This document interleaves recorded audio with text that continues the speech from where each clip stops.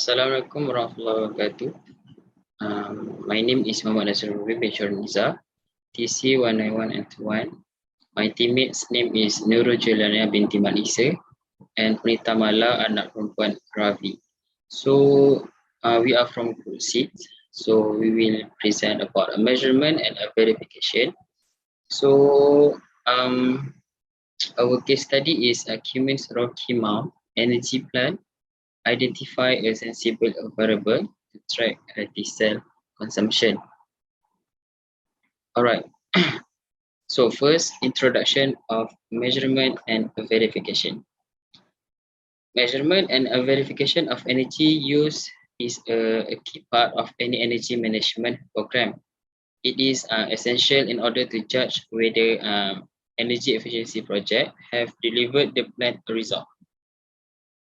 Actually, a good result, a good measurement and a verification plan define the method and techniques that will be used to determine saving resulting from specific energy efficiency project. So the plan may include first goals and objective with a key performance indicator such as energy cost and carbon emission saving expected. Number 2 is the scope and nature of the work. Number 3 is techniques to be used for each energy efficiency opportunity. And number 4 is critical factors that affect energy consumption of the system or measure. Number 5 is baseline performance characteristic such as flows, temperature, and hours of operation. Number 6 is sampling protocol, and the last one is reporting the outcome. So actually, there are 4 options in measurement verification.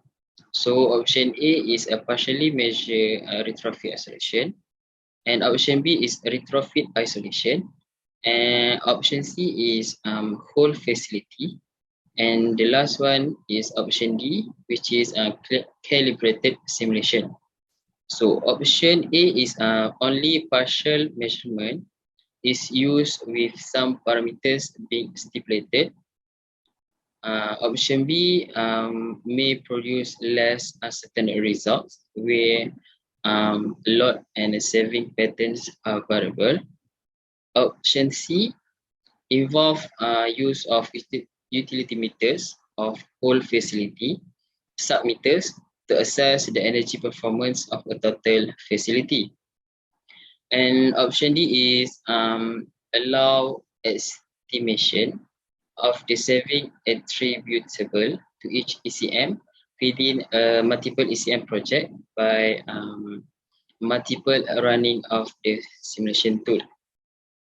Alright, so if we can relate to our case study, based on the case study, Cummins Rocky Mount Energy Plant, actually his company was a success in making the diesel fuel consumption visible. This is because his company was implementing an energy management system in conformance with the ISO 5001 international standard and measuring and verifying the energy performance improvement. My name is Nurul Julana binti Maisa and my ID number is TC19095. So I will explain about the problem in Cummins Navigate Superior Energy Performance Measurement and Verification Process Case Study. So what the problem about the measurement and verification in this case study is about the diesel energy consumption could not be properly predicted using standard variables. In diesel energy consumption, at least 95% of the energy inflow crosses the facility boundary. In RMEP, energy sources have 3 needs.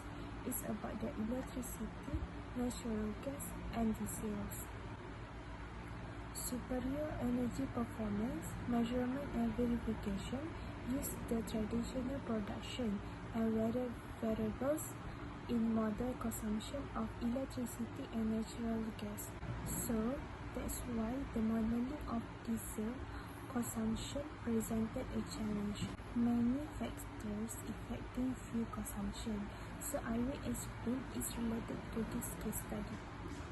The first category is vehicle related. It's about the vehicle car weight, vehicle shape, and engine size or type.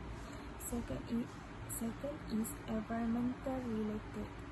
It's about the roadway gradient, wind condition, and ambient temperatures. For the travel related, the factors is about the speed, acceleration or deceleration, and convention. For the category driver related, it's about the driver aggressiveness, gear selection, and idling time. The lastly of the category is about the operational related.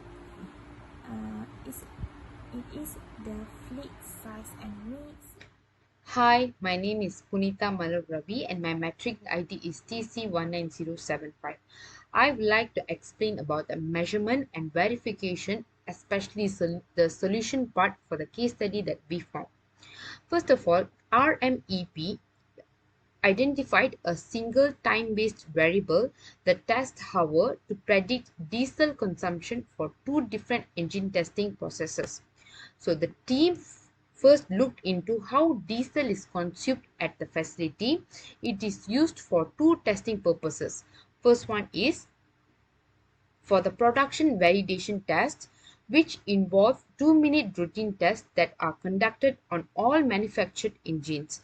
The second one is for conducting a wide range of tests for performance, emissions, endurance, and other factors within RMEP's Product Engineering Test Operation Lab. These two types of tests are different, and neither of these diesel uses could be predicted using weather or traditional production variables.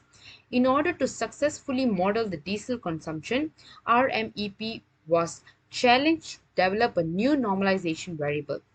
When the RMEP team members were investigating on how to normalize the two different diesel consuming test procedures, they noticed that the both test at the time component, the production validation test as a specific number of minutes per test. So the team developed a creative variable, the test hours, which measures the diesel consuming time in both testing procedures.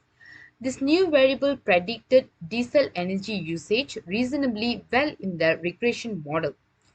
Although the test hours variables was successfully used for RMEP's SEP certification, the facility believed that the model used for predicting diesel was energy usage can be made more accurate when additional data become available. This is because although all production validation tests last 2 minutes, each test uses varying amount of diesel fuel depending on the size of the engine at test. So, the facility has been installing diesel fuel flow meters in both testing areas to evaluate fuel rates against production rates and engine size mix. The RMEP team hopes that the new meter data can provide insight leading to a more accurate model. Thank you.